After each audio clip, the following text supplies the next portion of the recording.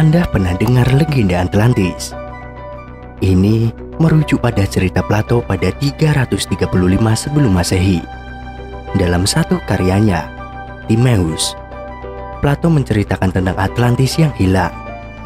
Yang konon, Kristias, nama orang dalam buku Plato, mendengar kisah Atlantis dari Solon.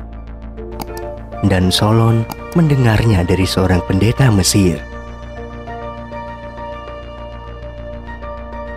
Atlantis digambarkan sebagai negeri dengan peradaban yang sangat maju. Sayang, seperti diceritakan oleh Plato, negeri hebat itu tenggelam ke dalam samudra hanya dalam waktu 1 hari saja. Hal itu diperkirakan terjadi pada 11.600 tahun yang lalu. Cerita soal Atlantis mengundang rasa penasaran. Banyak orang yang berusaha mencari jejak-jejak kerajaan yang hilang itu. Ratusan ekspedisi dilakukan untuk mencari jejak Atlantis di Siprus, Afrika, Laut Mediterania, Amerika Selatan, Kepulauan Karibia, hingga Mesir. Yang hasilnya pun nihil. Belakangan, seorang penulis Brazil, Profesor Arcio Santos, membuat kegemparan dunia. Di dalam bukunya, Atlantis, The Last Continent Finally Found. Santos menyimpulkan bahwa peradaban Atlantis ada di Kepulauan Indonesia.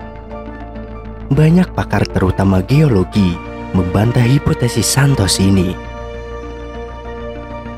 47 tahun yang lalu, Bung Karno juga bercerita soal Atlantis. Bung Karno melakukannya di depan rapat para panglima ALRI di Tanjung Priok. Awalnya, Bung Karno membicarakan mengenai mitos Nyi Roro Kidul. Lalu Bung Karno bilang, ada kupasan yang mengatakan bahwa di selatan Pulau Jawa ini ada satu pulau besar yang seperti Nusa Tembini. Kepulauan Pulau Nusa ini seperti Nusa Tembini diereh oleh seorang Raja Putri. Raja Putri itu, kata Bung Karno, mempraktekkan hukum matriarkal. Akan tetapi, kerajaan Nusa Tembini tenggelam ke dasar laut. Nah, inilah yang kemudian dikenal dengan cerita Nyi Roro Kidul.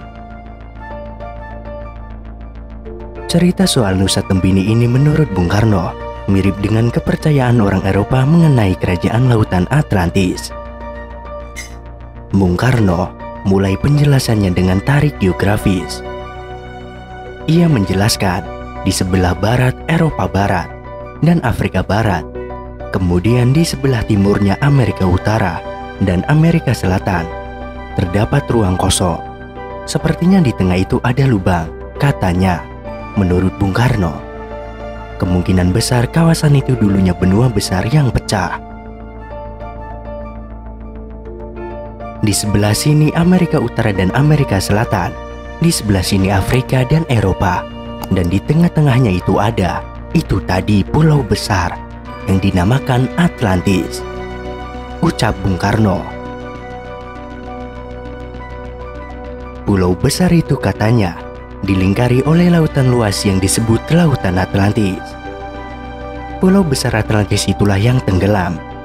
Jadi, Bung Karno menyimpulkan Atlantis itu ada di tengah-tengah antara Amerika Selatan dan Amerika Utara, dan Afrika sampai Eropa. Lebih jauh, Bung Karno menjelaskan, kerajaan Atlantis ini juga diperintah oleh seorang raja perempuan. Hukumnya pun bersifat matriarkal.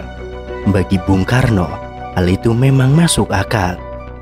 Karena seperti ditulis dalam buku Sarinah, hukum tertua dalam sejarah manusia itu adalah hukum matriarkal. Namun, Bung Karno menegaskan, cerita Atlantis agak berbeda dengan Nyi Roro Kidul. Bung Karno tidak ingin melihat kepercayaan Nyi Roro Kidul itu berakhir sebagai mistis belaka. Baginya, cerita Nyi Roro Kidul hanya sebuah simbol belaka, bahwa jikalau kita bersatu dengan laut, bisa menjadi negara maritim, maka kita akan menjadi negara yang kuat.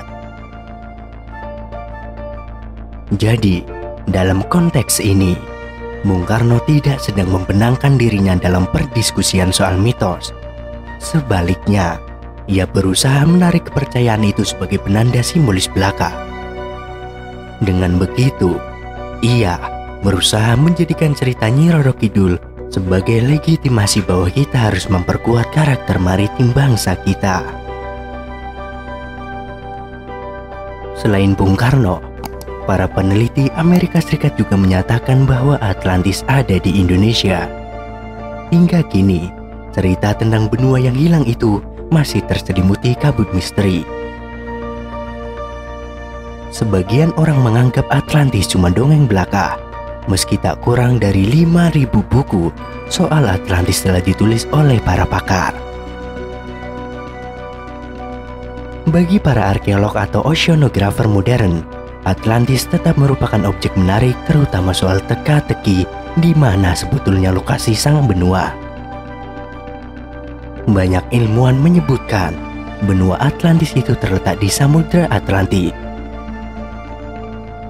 Sebagian arkeolog Amerika Serikat bahkan meyakini benua Atlantis dulunya adalah sebuah kepulauan besar yang bernama Sundaland, suatu wilayah yang kini ditempati Sumatera, Jawa, dan Kalimantan.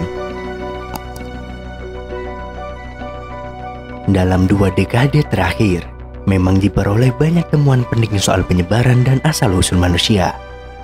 Salah satu temuan penting ini adalah hipotesa adanya sebuah pulau besar sekali di Laut Cina Selatan yang tenggelam setelah zaman es. Hipotesa itu berdasarkan pada kajian ilmiah seiring mutakhirnya pengetahuan tentang arkeologi molekuler. Bahkan, menurut Umar, salah satu pulau penting yang tersisa dari Atlantis, jika benar memang ada, adalah Pulau Natuna di Riau. Berdasarkan kajian bimolekuler, penduduk asli Natuna diketahui memiliki gen yang mirip dengan bangsa Austronesia tertua. Bangsa Austronesia diyakini memiliki tingkat kebudayaan yang tinggi, seperti bayangan tentang bangsa Atlantis yang disebut-sebut dalam mitos Plato. Ketika zaman es berakhir, yang ditandai tenggelamnya benua Atlantis, bangsa Austronesia menyebar ke berbagai penjuru dunia. Mereka lalu menciptakan keragaman budaya dan bahasa pada masyarakat lokal yang disinggahinya.